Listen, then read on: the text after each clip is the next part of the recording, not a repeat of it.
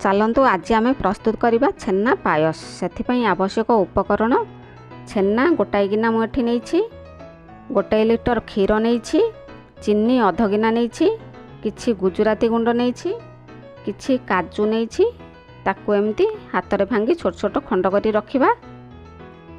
छाणीबा तेल आवश्यक अनुसार घी। वर्तमान आम गोटे थाली रे छेना दे ताकू भल भाव चकटी नेबा। से एकदम नरम होगा पर्यंत एमती भल भाव चकटुवा।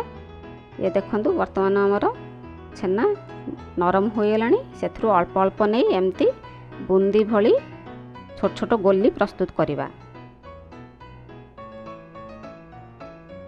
वर्तमान देखंतु आमर छेना गोली गुड़िक प्रस्तुत हो गला।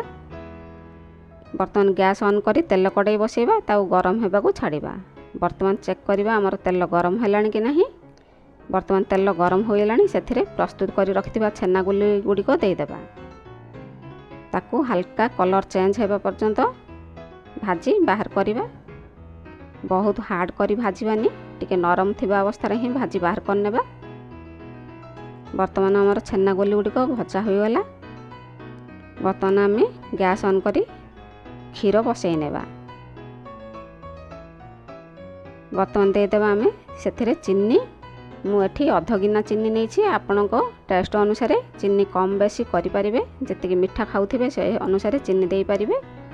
ताकू एमती भल भाव मिसई घाटी नेबा। आमर गोटाए लिटर क्षीर अध लिटर होगा पर्यंत एमती मझे मझे घाटुवा। ये वर्तमान आमर गोटाए लिटर क्षीर अध लिटर हो गलानी। गाढ़ा हो गलानी आमर क्षीर। ताकू ओल्हई नेबा। आ गोटे पात्र बसैबा। से देदेबा गोटे चामच घी। आमर देसी घी नहीं था। देसी घीटी ने भल टेस्ट आ फ्लेवर आसे। वर्तमान काजू दे ताकू टिके ब्राउन कलर होगा पर्यंत भाजी बाहर करवा। वर्तमान से आमर देदेबा क्षीर आ चीनी फुटे गाढ़ा कर रखिथिबा। ताकू दे किछ समय फुटिबा को छाड़िबा। वर्तमान आमर क्षीर फुटीगलानी। से प्रस्तुत कर रखिथिबा छेना गुल्ली गुड़िक देदेबा। भजा छेना गोली गुड़िक दे ताकू पुणी आ गोटे मिनिट फुटिबा को छाड़िबा। ये वर्तमान फुटीगलानी। वर्तमान देदेबा आमर गुजराती गुंड। गुजराती गुंड दे भल भाव मिसई घाटी नहीं ताकू आ गोटे मिनिट फुटिबा को छाड़िबा।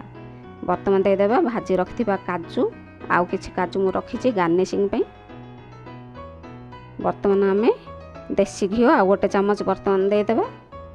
देसी घीटी वर्तमान देले आमर भल टेस्ट आ फ्लेवर आसे। आमर प्रस्तुत हो गला छेना पायस। या आपण फ्रिज रे रखी ठंडा अवस्था भी खाई पारिबे, गरम अवस्था भी खाई पारिबे। एहीपरि प्रस्तुत करंतु, खांतु। केमती लागला कमेंट माध्यम रे जणांतु। आउ किछि डाउट थिले भी कमेंट माध्यम रे पचारि पारिबे।